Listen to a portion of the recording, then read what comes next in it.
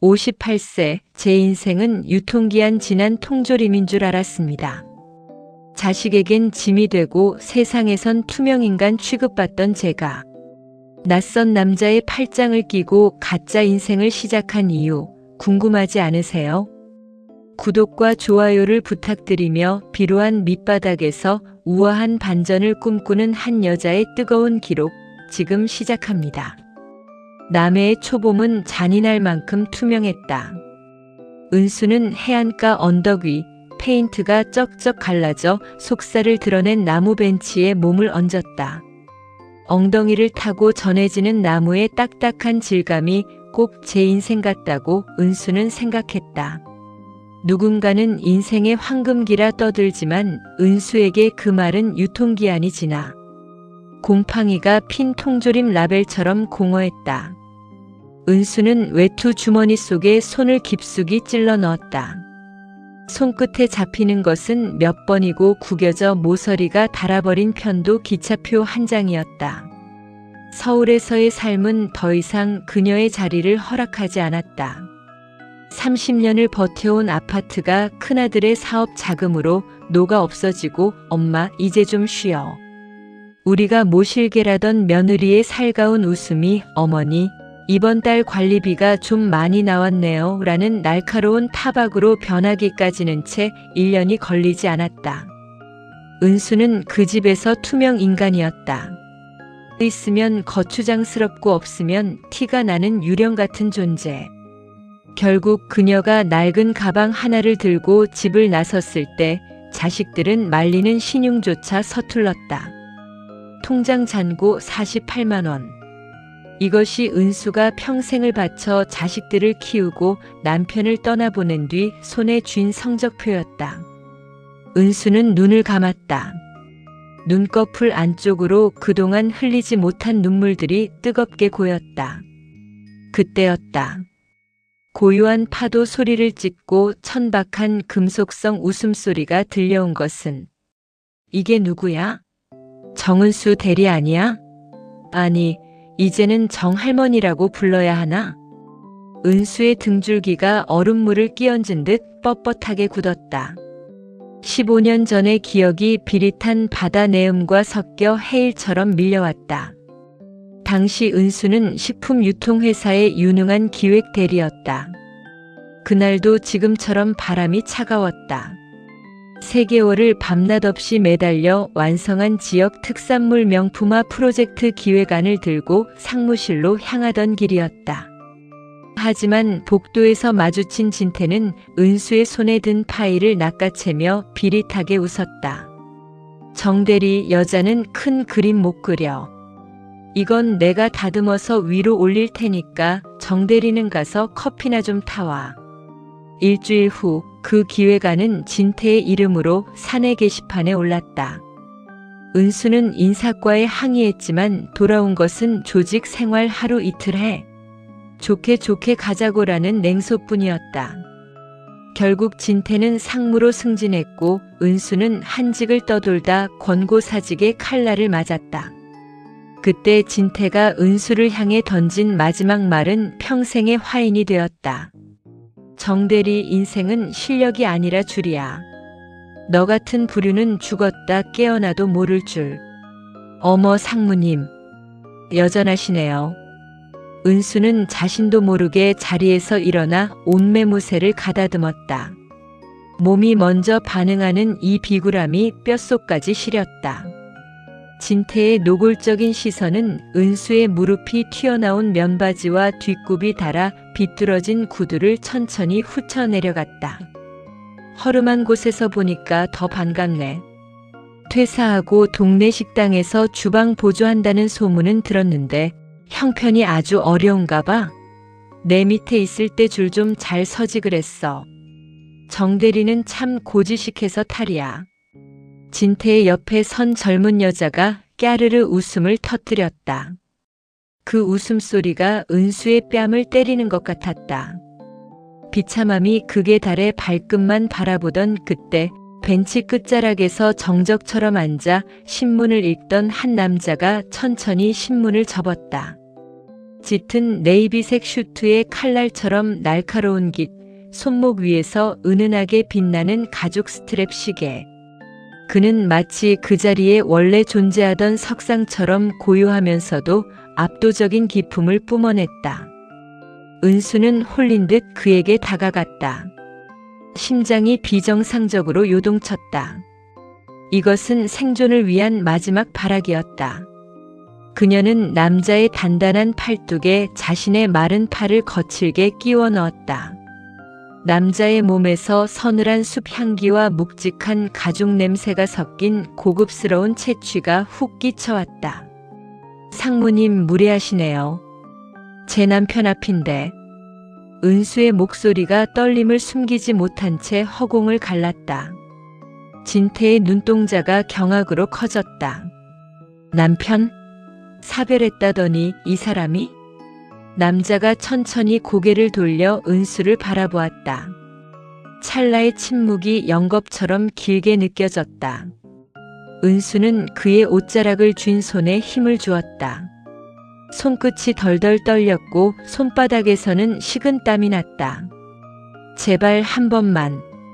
당신에게는 아무것도 아닌 일이겠지만 나에게는 인생이 걸린 일이에요. 간절한 비명이 눈빛에 실려 그에게 전달되었다. 남자의 인매가 아주 느리게 호선을 그렸다. 그는 당황하기는커녕 오히려 은수의 떨리는 손 위에 자신의 커다란 손을 겹쳐 올렸다.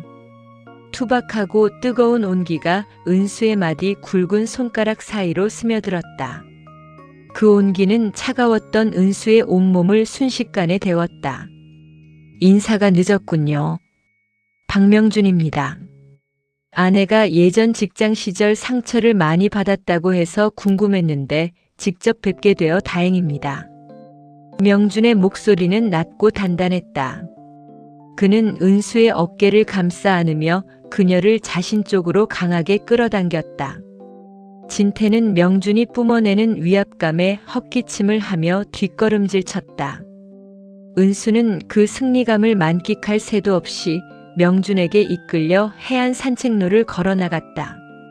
사람들의 시야에서 완전히 사라진 뒤에도 한참을 더 걷던 은수는 다리에 힘이 풀려 주저앉을 뻔했다. 그녀는 감전된 사람처럼 그의 팔을 놓았다. 죄송합니다. 정말 죽을 죄를 지었습니다. 제가 잠시 제정신이 아니었어요. 은수는 바닥에 닿을 듯 고개를 숙였다. 낯선 이의 호의에 기대어 가짜 성을 쌓아 올린 스스로가 너무나 가련해 눈물이 핑 돌았다. 명준은 대답 대신 담배를 꺼내 물려다 멈추고는 은수를 향해 한 걸음 다가왔다. 그의 그림자가 은수를 완전히 덮었다. 명준이 손을 뻗어 은수의 뺨에 흘러내린 희끗한 머리카락을 귀 뒤로 넘겨주었다. 손끝이 살갗에 닿는 순간 은수는 숨을 들이켰다. 그의 손은 따뜻했고 그 촉감은 마치 오래된 상처를 어루만지는 연고처럼 부드러웠다. 박명준의 아내라. 감당할 수 있겠습니까? 도와준 대가는 언젠가 청구하죠. 다만 당신의 그 절박한 눈빛이 나를 움직였습니다. 사람은 누구나 살기 위해 연기를 해야 할 때가 있는 법이니까요. 그는 은수의 이마에 아주 가볍게 그러나 묵직한 존재감을 남기며 입을 맞추듯 고개를 숙였다. 차가운 바닷바람을 뚫고 들어온 그의 온기는 은수의 이마 위에 화인처럼 내려앉았다. 은수는 멀어지는 명준의 뒷모습을 보며 깨달았다. 이제 평범하고 비루했던 은퇴자의 삶은 끝이 났음을. 이 낯선 온기가 그녀를 어디로 끌고 가든 그녀는 기꺼이 그 파도에 몸을 던질 준비가 되어 있었다. 남해에서 서울로 돌아오는 기차 안에서 은수는 단 한숨도 자지 못했다. 창밖으로 빠르게 스쳐 지나가는 어둠은 꼭 제 미래 같았다. 이마에 남았던 명준의 온기는 차갑게 식었지만 그가 남긴 감당할 수 있겠습니까? 라는 질문은 이명처럼 귓가를 맴돌았다. 서울역에 내려 가장 먼저 한 일은 편의점에서 신문을 사고 낡은 스마트폰으로 일자리를 검색하는 것이었다. 그러다 은수의 시선이 한 곳에 멈췄다. 프리미엄 실버 브랜드 라운 전략 마케팅팀 시니어 고문 채용. 조건은 파격적이었다. 30년 이상의 경력, 그리고 무엇보다 눈에 띄는 것은 안정적이고 화목한 가정을 꾸린 시니어 부부라는 특이한 우대 사항이었다. 브랜드 이미지를 위해 실제 행복한 노후를 보내고 있는 모델 같은 전문가를 원한다는 취지였다. 은수는 제 마른 입술을 깨물었다. 30년 경력은 준비되어 있었다. 하지만 화목한 가정이라는 조건 앞에서는 숨이 막혔다. 사별 후 홀로 남겨져 자식들에게조차 외면받는 현실. 그러나 통장 잔고 48만 원은 그녀에게 선택의 여지를 주지 않았다. 은수는 PC방으로 향했다. 떨리는 손으로 남해에서 명준과 함께 찍혔던 사진을 꺼냈다. 진태가 조롱하며 몰래 찍어 단톡방에 올렸던, 그래서 은수의 자존심을 난도질했던 그 사진이 역설적이게도 그녀의 유일한 동아줄이 되었다. 은수는 사진 속 명준의 얼굴 옆에 박명준 배우자이라는 석자를 적어 넣으며 이력서를 채워나갔다. 이것은 사기가 아니라 살기 위한 투쟁이라고 스스로를 세뇌했다. 서류 합격 통보를 받은 날, 은수는 평소 아껴두었던 남편의 유품인 오래된 진주 목걸이를 목에 걸었다. 거울 속의 여자는 우아해 보였지만 속은 썩어 문드러진 고목 같았다. 라운 본사의 로비는 지나치게 눈부셨다. 대리석 바닥에 부딪히는 구두 소리가 유난히 크게 울려 퍼졌다. 면접 대기실에 앉아있는 시니어들은 저마다 부유한 기운을 풍기고 있었다. 은수는 그들 틈에서 자신의 낡은 구두를 숨기듯 발을 모았다. 그때 면접실 문이 열리고 비서가 은수의 이름을 불렀다. 정은수 지원자님 입실해 주세요. 은수는 심호흡을 하며 문을 열었다. 그리고 그곳에서 그녀의 세상이 다시 한번 무너져 내리는 환각을 경험했다. 면접관석 중앙 가장 높은 의자에 앉아 무심하게 서류를 넘기던 남자가 고개를 들었다. 남해의 그 남자 박명준이었다. 명준의 눈동자가 은수와 마주쳤다. 그는 당황하지 않았다. 오히려 재미있는 구경거리라도 발견한 듯 입가에 묘한 미소를 띄었다. 은수는 등에 식은땀이 줄기차게 흘러내리는 것을 느꼈다. 정은수 씨. 이력서를 보니 배우자 성함이 박명준 씨군요. 명준의 낮은 목소리가 면접실의 정적을 깼다. 옆에 앉은 면접관들이 수군거리기 시작했다. 어머, 본부장님이랑 성함이 같으시네요. 은수는 주먹을 꽉 쥐었다. 손톱이 손바닥을 파고드는 통증만이 그녀를 지탱해 주었다. 네, 그렇습니다. 은수는 정면을 응시했다. 눈동자가 떨렸지만 목소리만큼은 차분하게 내려고 애썼다. 명준은 서류를 툭 던지듯 내려놓고 상체를 앞으로 숙였다. 그의 서늘한 시선이 은수의 목에 걸린 진주 목걸이에 머물렀다. 부부 사이가 아주 돈독하시다고 적혀있네요. 주말마다 남편과 함께 남해 해안가를 산책하는 게 취미라고요? 명준의 물음은 명백한 조롱이었다. 은수는 그가 지금 당장 보안 요원을 불러 자신을 끌어낼 것이라 확신했다. 하지만 명준은 예상을 빗나가는 행동을 했다.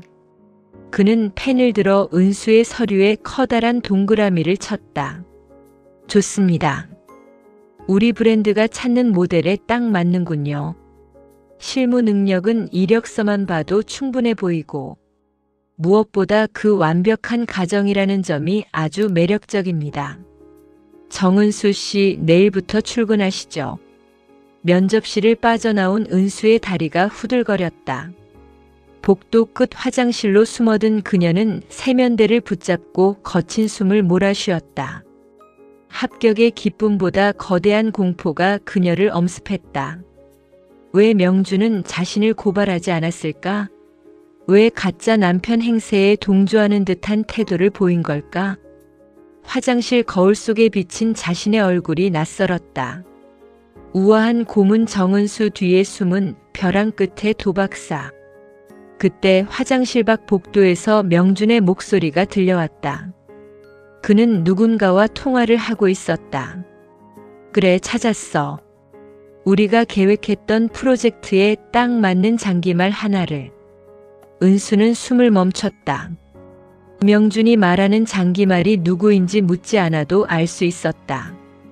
그는 은수의 약점을 잡고 그녀를 이용하려 하고 있었다.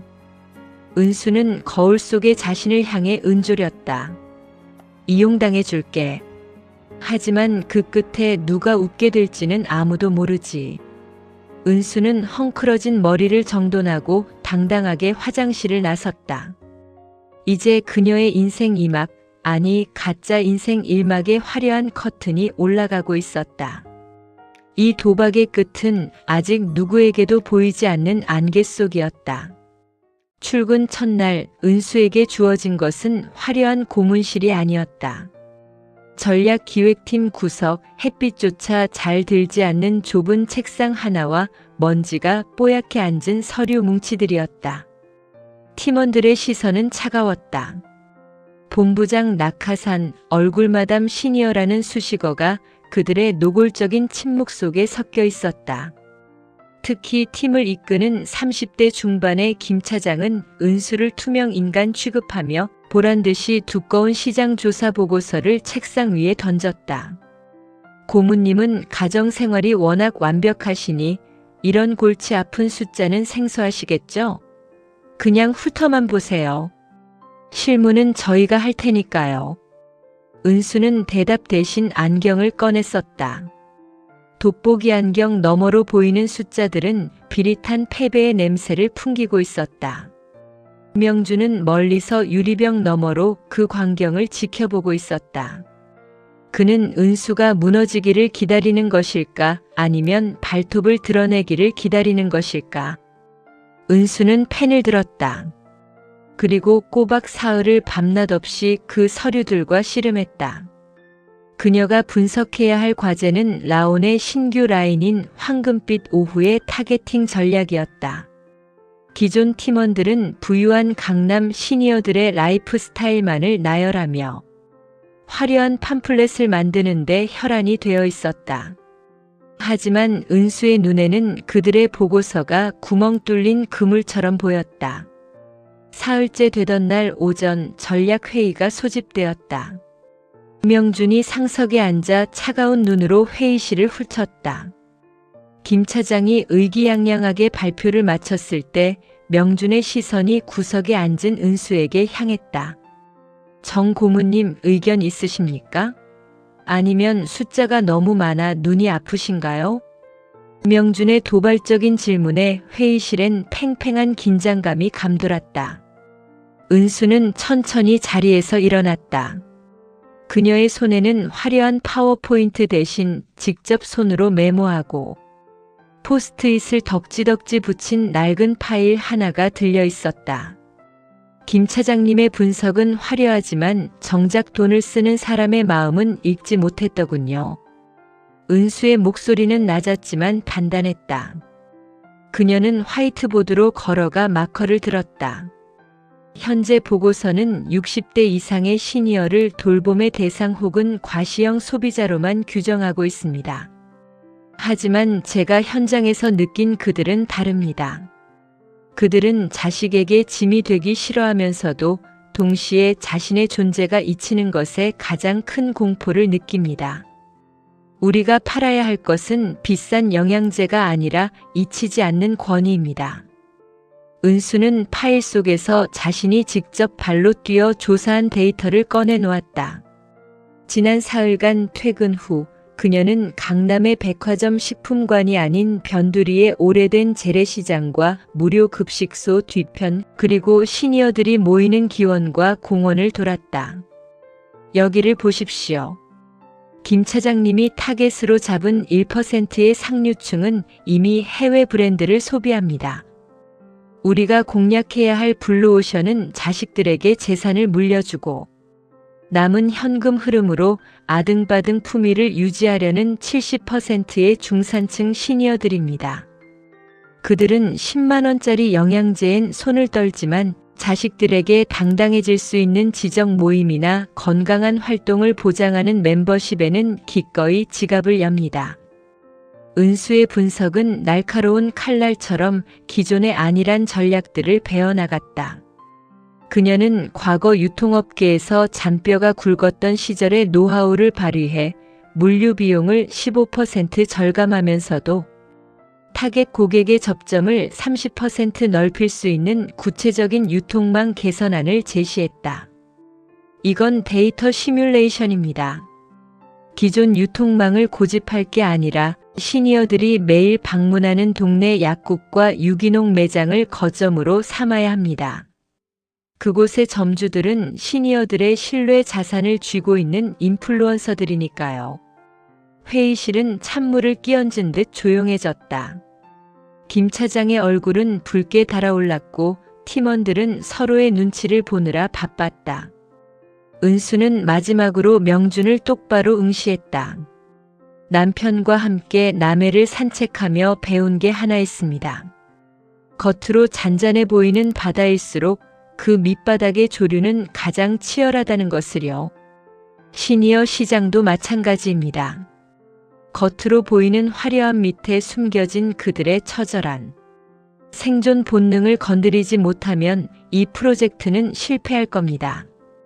은수는 말을 마치고 우아하게 자리에 앉았다. 명주는 한동안 아무 말이 없었다.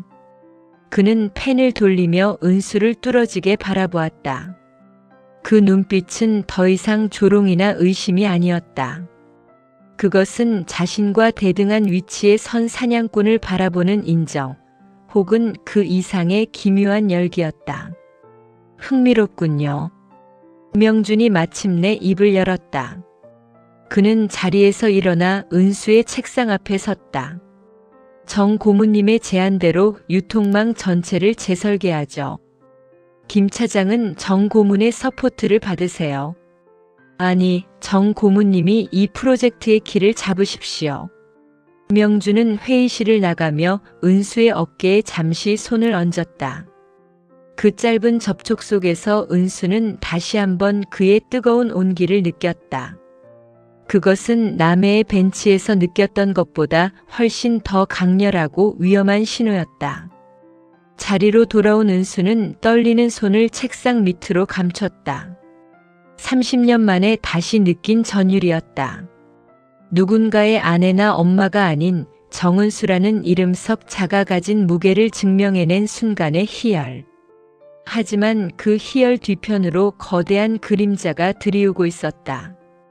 명준이 그녀를 장기말이라고 불렀던 이유, 그리고 이 화려한 복귀 무대 밑에 숨겨진 진짜 칼날이 무엇인지 은수는 이제 그것을 마주해야만 했다. 은수는 창밖의 서울 도심을 내려다보았다. 빌딩 숲의 불빛들이 꼭 누군가의 눈동자처럼 번뜩이고 있었다. 이제 시작이었다. 가짜 인생을 진짜로 만들기 위한 가장 처절하고도 우아한 전쟁이. 승리의 여운은 짧았고 의심의 도끼는 길었다. 황금빛 오후 프로젝트의 키를 쥐게 된 은수의 책상 위에는 매일 아침 새로운 서류들이 쌓였지만 그와 동시에 그녀를 향한 시선들은 더욱 뾰족하게 날을 세웠다.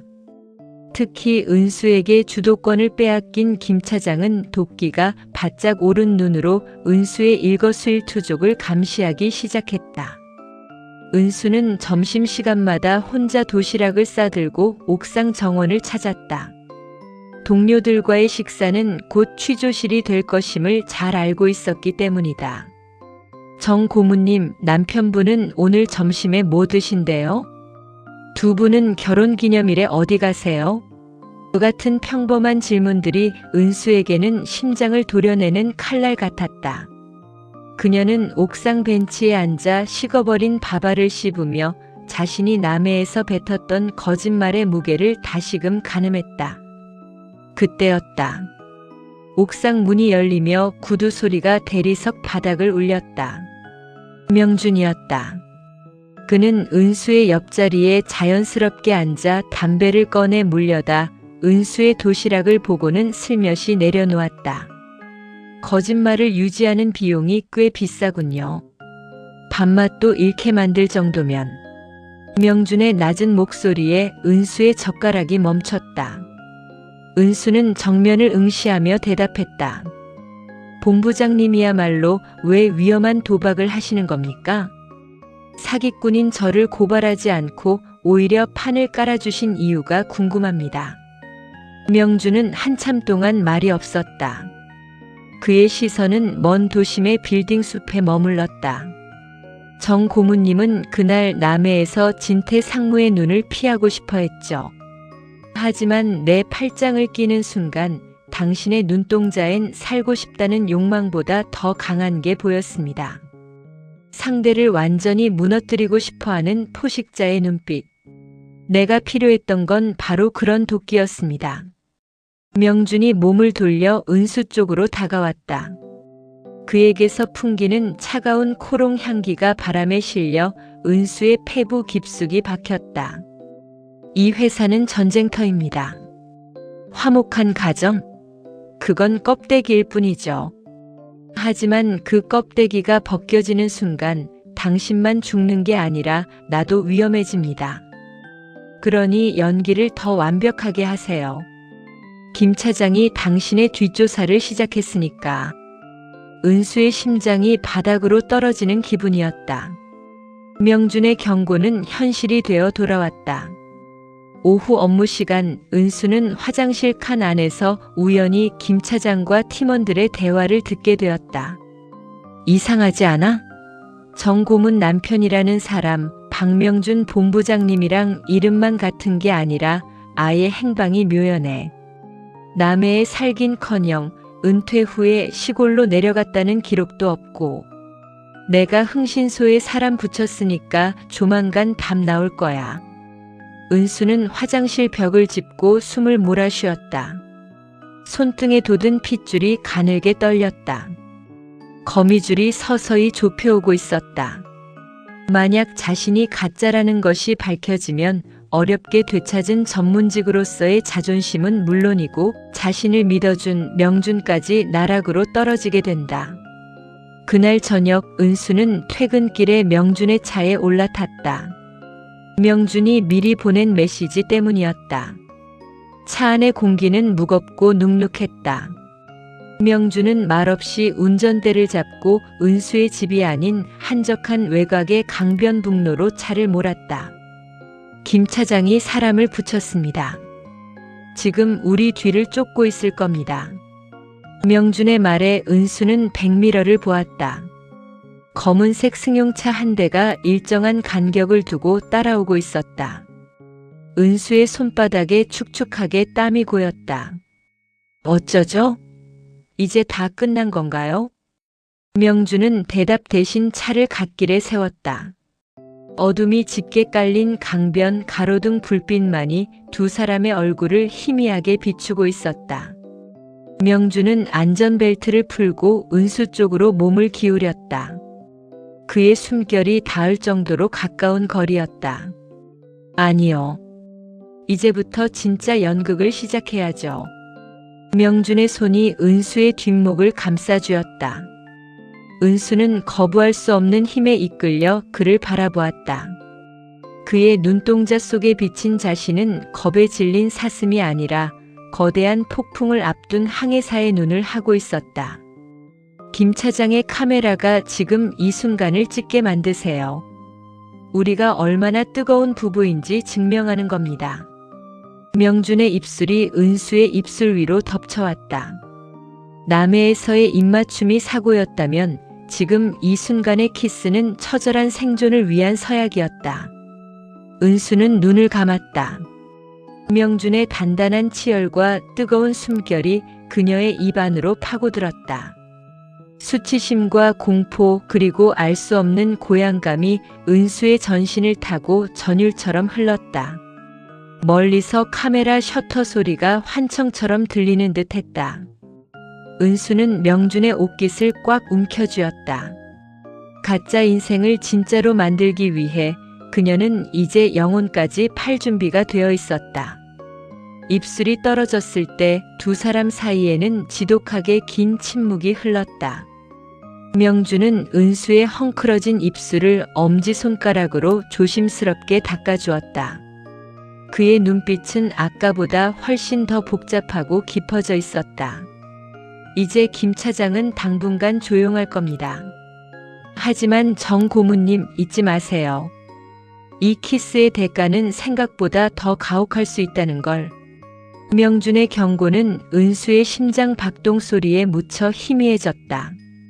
은수는 창밖의 검은 강물을 보며 생각했다. 이미 주사위는 던져졌고 그녀는 돌아갈 다리를 불태웠다고. 이 위험한 동행이 끝나는 곳이 파멸일지 아니면 새로운 황금빛 오후일지 이제는 그녀 스스로가 결정해야 할 때였다. 운명의 날은 예고 없이 찾아왔다. 황금빛 오후 프로젝트의 중간 성과 발표회이자 회사의 주요 주주들이 모두 모이는 VIP 가든 파티 날이었다. 서울 도심이 한눈에 내려다 보이는 특급 호텔의 루프탑은 은색. 식기들이 부딪히는 소리와 우아한 클래식 선율로 가득했다. 은수는 명준이 선물한 짙은 감청색 실크 드레스를 입고 있었다. 목에 걸린 진주 목걸이가 조명 아래서 차갑게 빛났지만 그녀의 손끝은 드레스 자락 안쪽에서 가늘게 떨리고 있었다. 명준은 완벽한 호스트의 모습으로 주주들 사이를 누비며 은수를 소개했다. 우리 브랜드를 이끌어가는 정은수 고문입니다. 제 아내이기도 하죠. 그 말은 은수의 가슴에 훈장처럼 박혔으나 동시에 날카로운 가시가 되어 폐부를 찔렀다. 은수는 샴페인 잔을 든 채 미소를 지었지만 입안은 바짝 타들어갔다. 그때였다. 파티의 흥취가 정점에 달했을 무렵 김 차장이 스피커 앞에 섰다. 잠시 주목해 주시겠습니까? 우리 프로젝트의 얼굴인 정 고문님께 아주 특별한 선물을 준비했습니다. 대형 스크린에 불이 들어왔다. 은수는 심장이 멎는 것 같았다. 화면에는 은수가 남해에서 명준과 찍혔던 사진이 아닌 낡은 가방 하나를 들고 며느리의 아파트 복도에서 쫓겨나듯 서 있던 모습, 고시원 지하식당에서 주방 보조를 하며 땀 범벅이 된 얼굴로 잔반을 처리하던 초라한 모습들이 슬라이드 쇼처럼 흘러나왔다. 완벽한 가정? 상류층의 품격? 아니요. 여러분이 보고 계신 이 여자는 자기 자식에게조차 외면받고 고시원을 전전하던 노인 구직자일 뿐입니다. 우리 브랜드를 대표하는 고문이 실은 위장 취업을 한 사기꾼이라는 사실 믿어지십니까? 장내는 찬물을 끼얹은 듯 조용해졌다가 이내 벌집을 쑤신 듯 독한 수군거림으로 가득 찼다. 사람들의 시선은 이제 존경이 아닌 경멸과 혐오로 바뀌어 은수의 몸 구석구석을 훑었다. 우아했던 드레스는 순식간에 누더기처럼 느껴졌고 화려한 조명은 은수를 해부하는 메스처럼 날카로웠다. 은수는 도망치고 싶었지만 다리가 바닥에 뿌리 박힌 듯 움직이지 않았다. 명준의 얼굴은 차갑게 식어 있었다. 그는 아무 말도 하지 않았다. 그 침묵이 은수에게는 세상 그 어떤 비난보다 무거웠다. 은수는 무너져 내리는 가슴을 부여잡고 파티장을 뛰쳐나갔다. 호텔 옥상의 비상계단 끝, 차가운 빗줄기가 쏟아지기 시작했다. 은수는 쏟아지는 비를 맞으며 바닥에 주저앉았다. 실크 드레스가 빗물에 젖어 몸에 달라붙었고 공들여 올린 머리는 엉망이 되었다. 58년 인생의 모든 수치심이 빗물과 함께 흘러내렸다. 다 끝났어. 이제 정말 다 끝났어. 은수는 쉰 목소리로 중얼거렸다. 자식들에게 버림받았을 때보다 가난에 허덕이며 식당 구석에서 밥을 먹을 때보다 지금 이 순간이 더 비참했다. 다시 한번 세상에 정은수라는 이름을 알리고 싶었던 욕망이 결국 스스로를 파멸로 몰고 간 것 같아 숨이 막혔다. 그때 비상구 문이 열리고 명준이 나타났다. 그는 우산도 없이 빗속으로 걸어 들어와 은수의 앞에 섰다. 명준은 젖어버린 자신의 재킷을 벗어 은수의 어깨에 덮어주었다. 왜 여기 있습니까? 당신답지 않게. 은수는 고개를 들어 명준을 보았다. 그의 눈빛은 여전히 속을 알 수 없었지만 그 안에는 묘한 불꽃이 일렁이고 있었다. 은수는 울음 섞인 목소리로 토해냈다. 보셨잖아요. 저게 진짜 나예요. 우아한 고문이 아니라 자식한테 버림받고 고시원이나 전전하던 불쌍한 노인네라고요. 본부장님도 속았다고 화내야 하는 거 아니에요?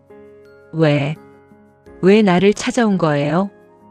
은수의 절규는 빗소리에 묻혀 희미해졌다. 명준은 무릎을 굽혀 은수와 눈을 맞췄다. 그의 뜨거운 손이 은수의 차가운 뺨을 감싸주었다. 내가 속았다고 생각합니까? 정 고문님, 내가 당신을 선택한 건 당신의 완벽한 가정 때문이 아니었습니다. 당신의 그 비루한 밑바닥에서도 기어이 살아남아 내 팔짱을 끼던 그 생존의 의지 때문이었지. 저 스크린 속의 여자도 당신이고 지금 내 앞에 있는 이 독한 여자도 당신입니다. 나는 둘 다 필요합니다. 명준의 엄지손가락이 은수의 눈가를 쓸어내렸다. 그의 온기가 은수의 얼어붙은 심장을 다시 뛰게 했다. 가면이 벗겨졌으니 이제 진짜 당신의 얼굴로 싸우세요. 김 차장이 터뜨린 게 오물이라면 당신은 그 오물을 금으로 바꿀 수 있는 사람 아닙니까? 은수는 명준의 눈 속에서 자신의 그림자를 보았다. 겁에 질린 여자가 아니라 다시 한번 칼을 갈고 있는 투사의 눈빛. 수치심은 서서히 뜨거운 분노로 그리고 삶을 향한 지독한 갈증으로 변해갔다. 은수는 명준의 셔츠 깃을 꽉 움켜쥐었다. 도와주세요. 저들을 그냥 두지 않을 거예요. 내 인생을 비웃은 대가를 반드시 치르게 할 겁니다. 명준은 낮게 웃으며 은수를 품에 안았다. 쏟아지는 빗줄기 속에서 두 사람의 체온이 하나로 섞였다. 은수는 깨달았다.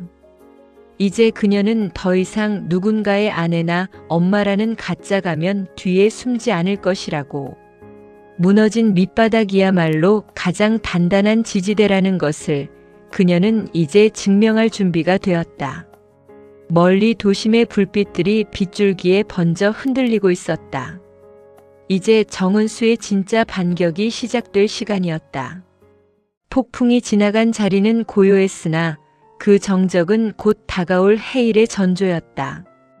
파티장에서의 폭로 이후 은수는 사표를 던지는 대신 정면 돌파를 선택했다. 그녀는 더 이상 명준이 선물한 실크 드레스 뒤에 숨지 않았다.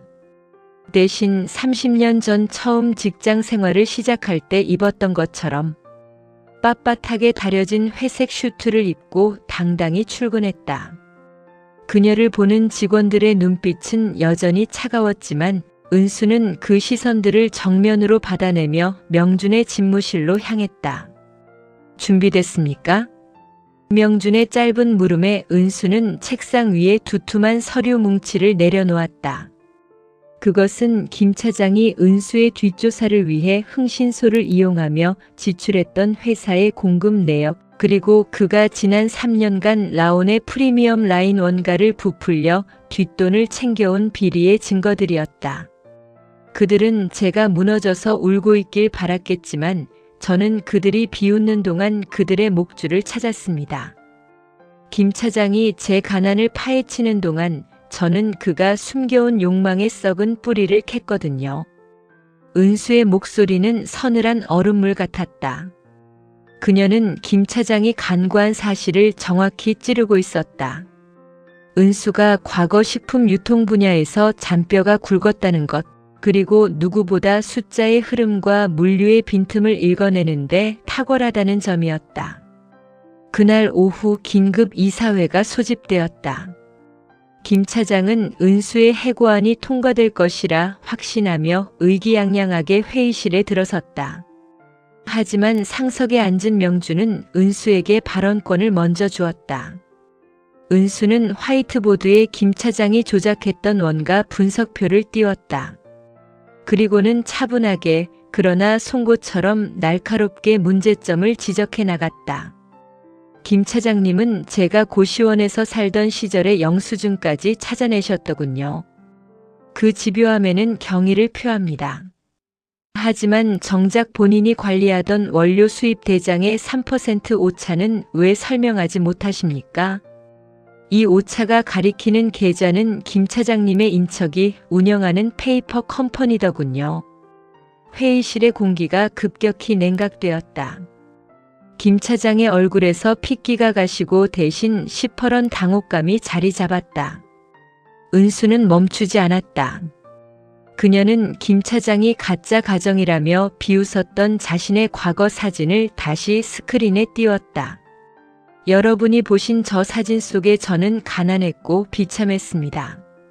하지만 저 바닥에서 제가 배운 것은 하나입니다. 돈은 사람을 속여도 물건은 사람을 속이지 않는다는 것. 품질을 속여 뒷돈을 챙긴 김 차장의 완벽한 스펙보다 고시원 주방에서 정직하게 밥을 짓던 저의 밑바닥이 우리 브랜드 라온이 지향하는 진정성에 더 가깝지 않겠습니까? 은수의 일갈은 주주들의 마음을 흔들었다.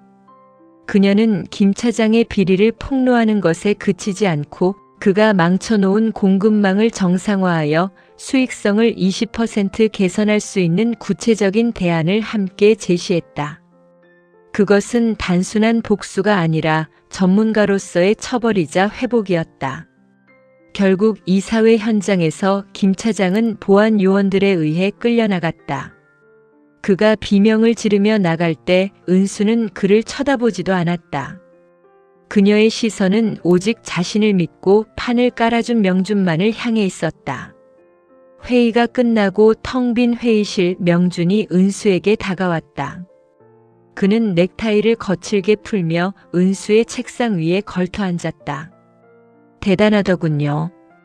정 고문님이 아니라 정은수 그 자체를 본 기분이었습니다. 명준의 칭찬에 은수는 비로소 참아왔던 긴장이 풀리며 긴 한숨을 내뱉었다. 그녀의 손가락 끝이 미세하게 떨리고 있었다. 명준은 그 손을 가볍게 잡아 자신의 가슴팍으로 가져갔다. 이제 당신을 비웃던 가면들은 다 사라졌습니다. 하지만 정은수 씨, 당신이 잃어버린 진짜 가정은 어떻게 할 겁니까? 복수보다 더 힘든 게 복구인데. 명준의 말은 은수의 심장 가장 깊은 곳을 찔렀다. 은수는 창밖의 노을을 바라보았다. 붉게 타오르는 하늘이 꼭 자신의 가슴 같았다. 복구하고 싶지 않아요. 무너진 건 무너진 대로 두고 저는 새로 지을 겁니다. 가짜 남편 행세가 아니라 진짜 내 인생을 지지해 줄 수 있는 그런 집을요. 은수는 명준의 손을 마주 잡았다. 이제 두 사람 사이에는 계약이나 장기말 같은 서늘한 단어는 없었다. 오직 서로의 상처를 알아본 자들끼리의 지독한 연대감만이 흐르고 있었다. 은수는 자신의 인생 산막을 예감했다. 그것은 누군가의 엄마도 아내도 아닌 오직 정은수로서 살아남아 승리하는 장엄한 기록이 될 것이었다. 폭풍이 휩쓸고 간 자리는 기이할 정도로 고요했다. 김 차장은 횡령과 배임 혐의로 검찰 조사를 받게 되었고 은수를 향해 비아냥거렸던 동료들은 이제 그녀와 눈을 맞추는 것조차 두려워하며 고개를 숙였다. 그러나 은수는 그들의 사과도 선망 어린 시선도 달갑지 않았다. 그녀는 이제야 비로소 타인이 씌워준 가정이라는 굴레와 사기꾼이라는 낙인으로부터 해방되었음을 느꼈다. 은수는 사직서를 제출했다. 명준은 의외라는 듯 그녀를 바라보았으나 은수의 결심은 단단했다. 고문이라는 직함도 본부장님의 아내라는 가면도 이제는 필요 없습니다. 저는 이제 제 이름으로 된 아주 작은 기획 사무실을 열 생각이에요. 누군가의 장기말이 아니라 내 게임을 시작해 보려고요. 명주는 은수의 사표를 천천히 접어 주머니에 넣었다. 그는 평소처럼 차가운 미소를 짓는 대신 아주 오랫동안 은수의 눈을 응시했다. 그 눈동자 안에는 남해의 벤치에서 시작된 기묘한 동행의 기록들이 파노라마처럼 스쳐 지나가고 있었다. 정은수라는 이름의 가치가 얼마나 비싼지 이제 알 텐데 혼자서 감당할 수 있겠습니까? 남해에서도 혼자였는걸요. 그때보다 통장 잔고는 넉넉해졌고 무엇보다 내 곁에 누가 진짜 내 편인지 알게 됐으니까요. 은수는 짐을 챙겨 회사를 나왔다. 로비를 나설 때 햇살은 더 이상 그녀의 낡은 옷차림을 조롱하지 않았다. 오히려 그녀의 당당한 걸음걸이를 축복하듯 눈부시게 부서졌다. 한 달 뒤 은수는 남해의 그 해안가 마을로 다시 내려갔다. 이번에는 도망자가 아니라 자신의 첫 번째 프로젝트인 시니어 자활센터의 부지를 선정하기 위한 출장이었다. 은수는 일장 장면에 등장했던 그 낡은 벤치에 다시 앉았다.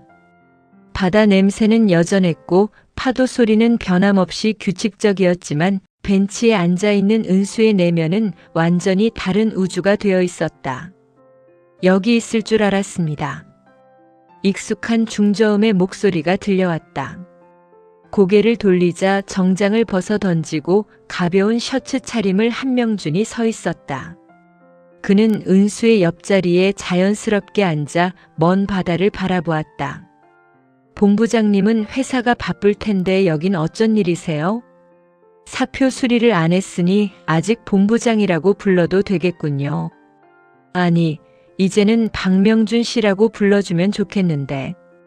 명준은 주머니에서 작은 상자 하나를 꺼내 은수의 무릎 위에 놓았다. 상자 안에는 화려한 보석이 아닌 은수의 이름이 정갈하게 새겨진 나무지긴 하나가 들어있었다. 가짜 남편 행세는 끝났지만 당신 인생의 동반자 행세는 평생 해보고 싶습니다. 계약 조건은 까다로워도 상관없으니 내 도장 옆에 당신 이름을 나란히 찍어주겠습니까? 은수는 나무지긴을 손에 쥐었다. 나무의 결은 따뜻했고 그 위에 새겨진 정은수라는 이름 석자는 그 어떤 훈장보다 무겁고 귀했다. 은수는 명준의 어깨에 고개를 기댔다. 계약 조건은 아주 간단해요. 서로의 가면을 사랑하지 말 것. 오직 그 밑바닥에 있는 상처와 진실만을 바라볼 것. 할 수 있겠어요? 명준은 대답 대신 은수의 손을 꽉 맞잡았다. 두 사람의 그림자가 해질녘 노을 아래 길게 늘어져 하나로 합쳐졌다. 은수는 깨달았다. 황혼이란 인생이 저물어가는 시간이 아니라 가장 뜨거웠던 하루를 정리하고 가장 고요하고 단단한 밤을 준비하는 찬란한 예식이라는 것을. 그녀는 이제 누군가의 엄마도 누군가의 아내도 아닌 오직 자신을 위해 다시 쓰는 인생의 첫 페이지를 넘겼다. 남해의 바람이 은수의 희끗한 머리카락을 부드럽게 스치고 지나갔다. 그녀의 입가에 핀 미소는 이제 거짓이 없는 진짜 황금빛으로 빛나고 있었다.